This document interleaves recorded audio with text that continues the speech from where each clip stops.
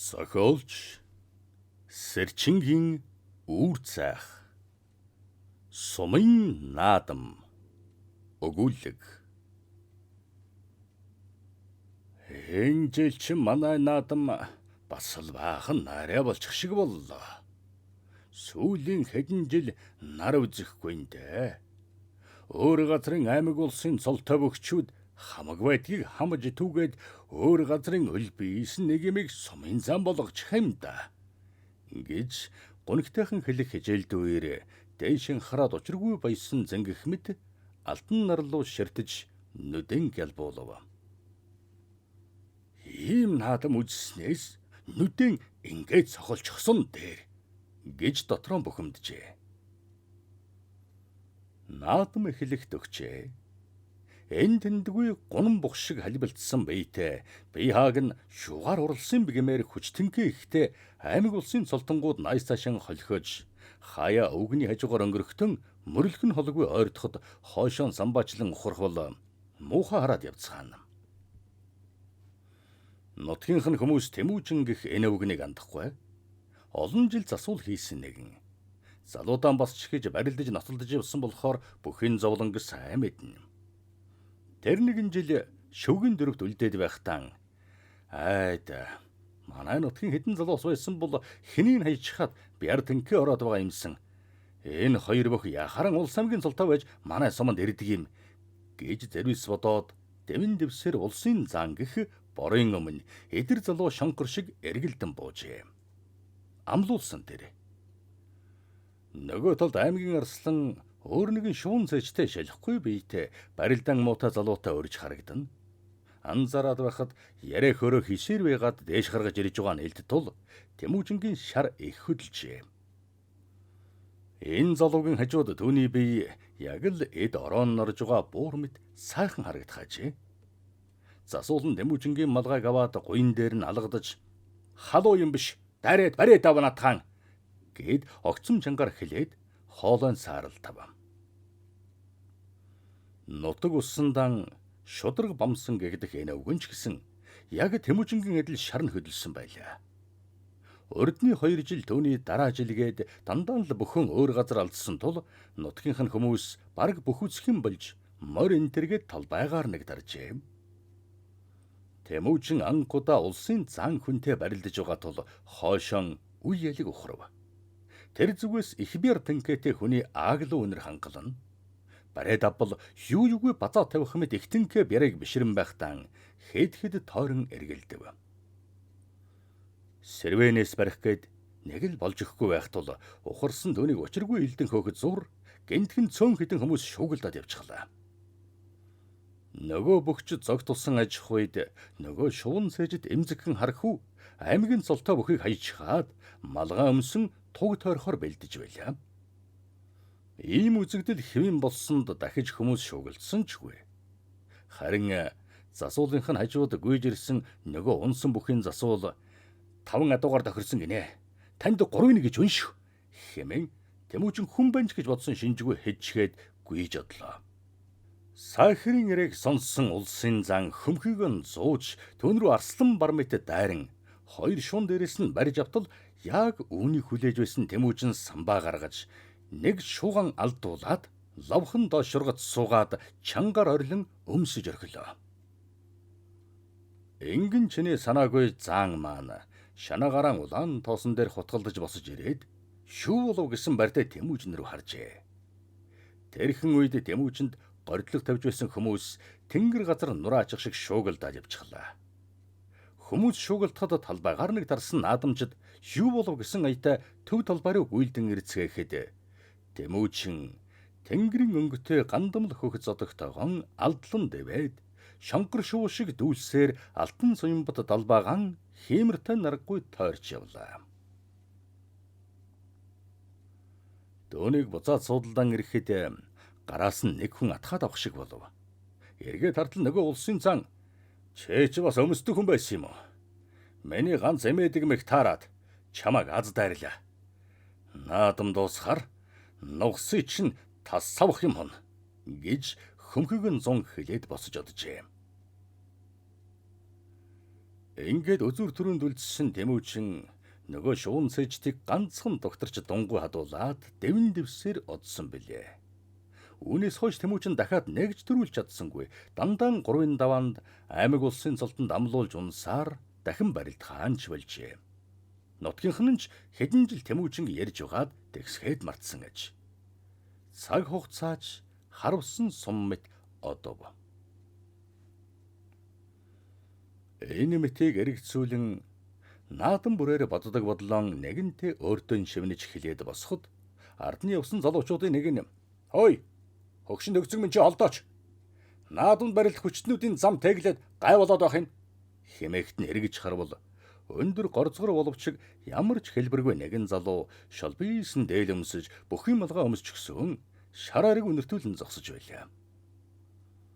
Хүмүүсийн ярихнын энэ залуу холын аймгаас сумын зан авахаар ирсэн гэх Баян алин эрх залуу гинэ. Аав нь азар-газаргаар адуу амьлаж аймаг улсын цолтонгуудыг хөлсөж авчирсан гэх бүлгөө. Чам шиг юм.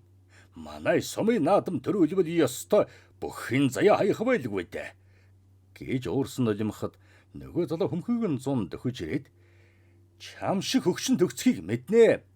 Сумандан ганц удаа муу залаар төрүүлсэн гэлв. Танай суманд дахиад наадмын нар үзүүлэхгүй. Миний авгахыг хайсан гэлүү чи мөн носон буу минь гэд мөрнөөс нь барьж авах гэлээ.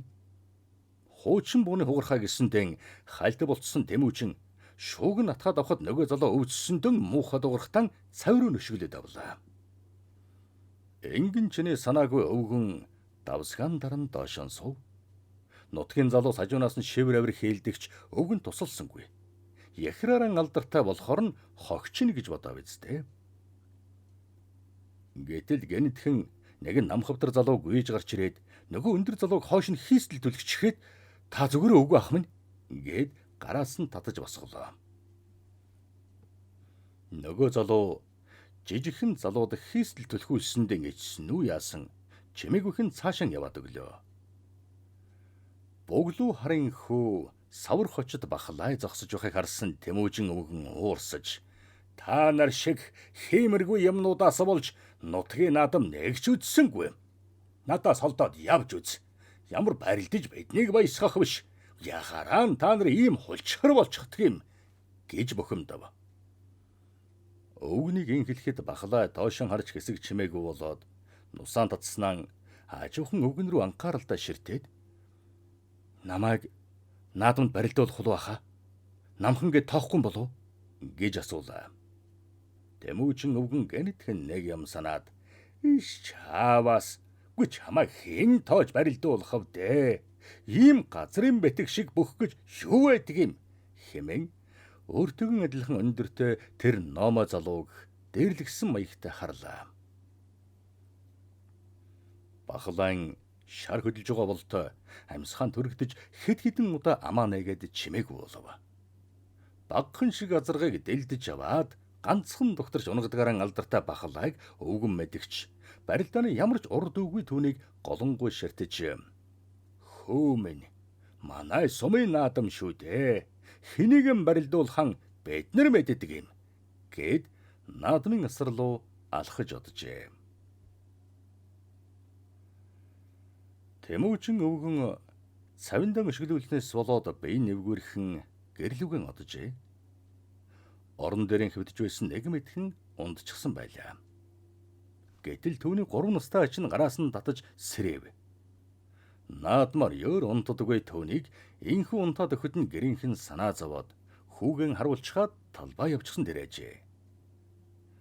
Учиргүй юм мартсан хүмэд ухсах юм босоход бэйн хөнгөрч хязээний 18 чиг болсон байхыг анзаарч ихэд баярлсан өвгөн ачигаан хүзүүн дээрээ суулгаж аваад наадмын талбай руу гүйлээ. Өвгийнхэн толгой дээр суусан ачин завсар зайгүй шулганах зур өвөө сая аав илээд аймгийн арслан манай сумын бүх хайсан гэд хөөлөд твж угаад л гарсан гэлээ. Гүчээсээ юу гэж хөв гээд зог тусахтан эгэтэл ачигаан урагшин газар тунагчихсангүй. Өвөө дөлвийн даваа эхэлж байна гэд аав таныг илж илгчгээд яваад өгсөн гээд өөдөөс дүрлийн харж нусаан тадлаа. Хөөе би чи ямар их үнсэн бэ? бүхэл бүтэн 3 даваа өнгөрч хөлөө гэж үү. Миний оронд хэн засуул хийгээ юм бол да хэмээн бодох зуран ачиган хөтлөн улам хурдлан гүйж алдав. Тэр хоёрыг хажуунаас нь харсан хүн бол ямар нэг юмд хөөгдөж байна уу да гэлтэй харагдана. Дөрвийн даваанд дөрвөн бүх үлджээ. Хэн үлдсэн бол хэмээн нулимсан арчин харахад зур нүдэндээ итгэсэнгүй. Савар хочод бахлаа зогсож байхан тэрэ. Түүний найз Бурмаа гэх эмэгтэй нэртэй өвгөн бахлааг засаж зогсно. Дөрвийн даваа арай эхлээгүй байх тул Тэмүүжин яарвчлан алхсаар Бурмаагийн дэргэд очиод "Хай Бурмаа, би засъя" гэлээ. Угаасаа бүх засах дургүй Бурмаа ашгүй дээ гэлсэн байртай бошуухан бахлан малгайг өгөөд түүн рүү инээж "Энэ хөдлөө авч ирсэн бөх шүү. Унга бол чамайг дахиад засуулд гаргахгүй шүү" гэж хэд яваад өглөө. Бурмаа тэр хоёр үе зайгүй найзууд билээ. Нэг нь Тэмүүжин байхгүй тул та зас гэж сумын дарга түүнд өргөцсөн аж.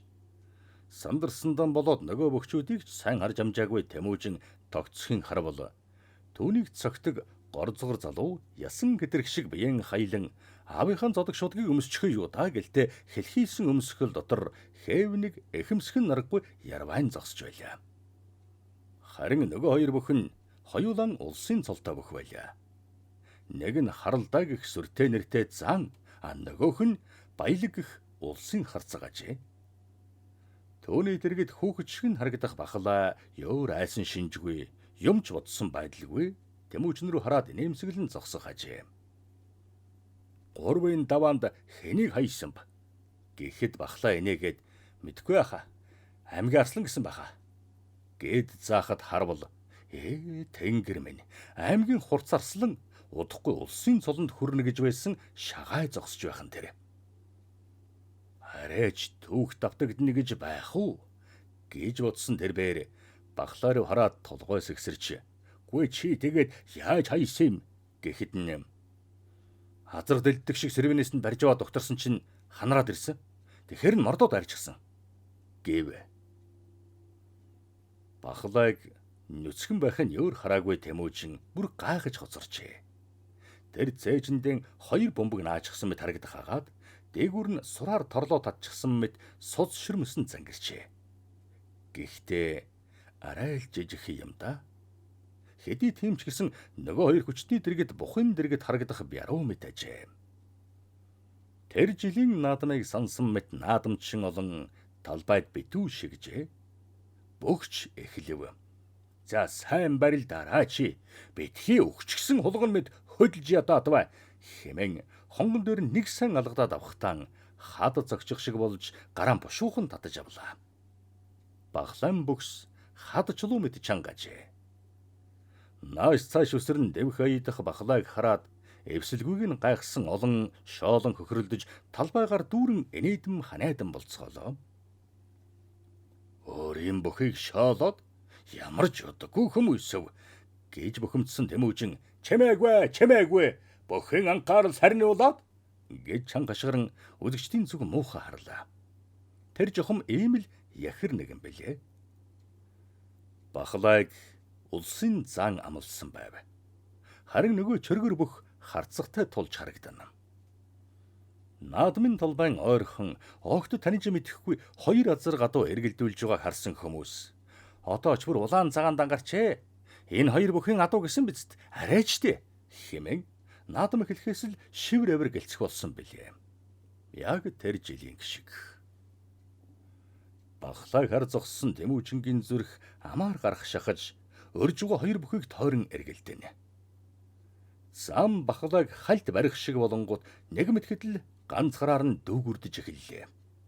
Бахлаа яг л элийн шүрүүлсэн зурм мэт сэнсэрэн эргэлдэхэд Тэмүүжний дотор харанхуйлж "За ингээд өнгөрлө муу хог хэнд ч хэрэггүй муу хар" гэх мэтлэн байдаг хараалан амандан орсон нүдэн анлаа.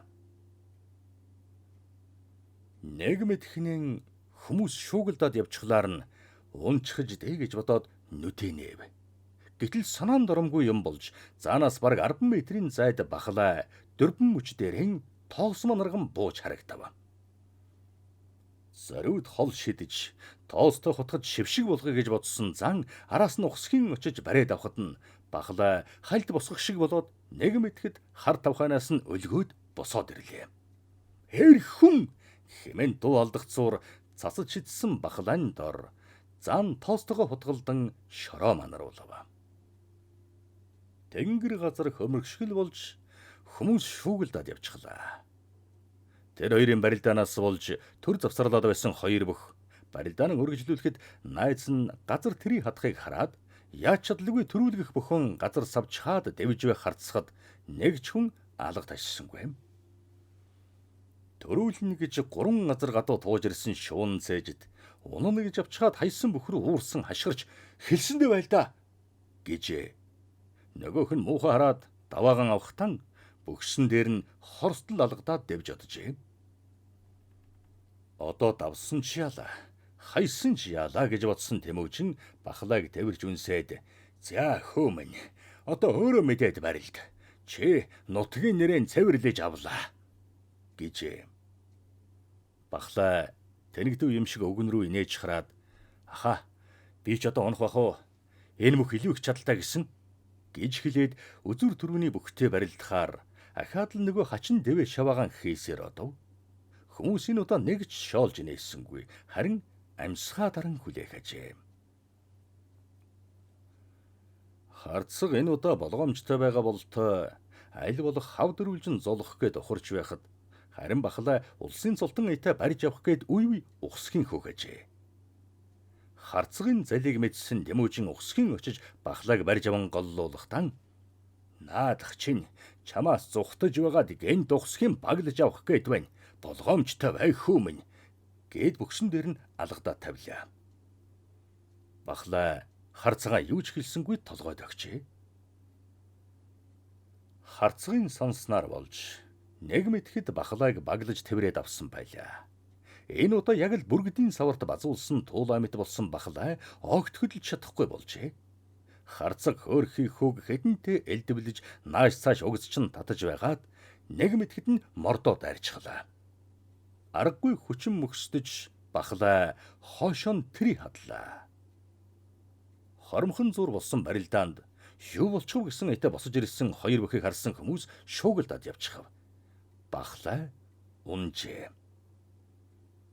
Юу болохыг маш их хянамга харж байсан Тэмүүжин хөлийн цэцрүүг гүйж одов. Юмыг яаж мэдхэв гээд бурмаадан гар утсаар бичлэг хийхийг даалгасан ажээ. Бурмаач хөлийн цэц дээр хүрээд ирлээ. Засуул нь хөлийн цэц рүү одсон тул хоёр бүх тэрүүхэн дэндэн зодог шуудгаа янзлан зогсож хүлээн. "За тэр харж байна уу?" гэж дуу алдсан Тэмүүжин харсан хөлийн цэц бичлэгийг сайн харвал бахлаа унахтан харцгийн дохойг доорон хийж унсан байлаа. Харцгийн дохой хөрсний дараа л бахлаа газарджээ. Яалтчгүй техникийн өмнө баригдсан харцаг энэ удаа элэг үсэн тайлхаас өөр аргагүй болжээ. Ай тэнгэр гэж нутгийн наадам хэдэн жилдэн яригдах юмтай болж наадамчин олон уухай хадам баясаж хөөрсөөр тарцгаажээ. Сумын наадмаа гэж.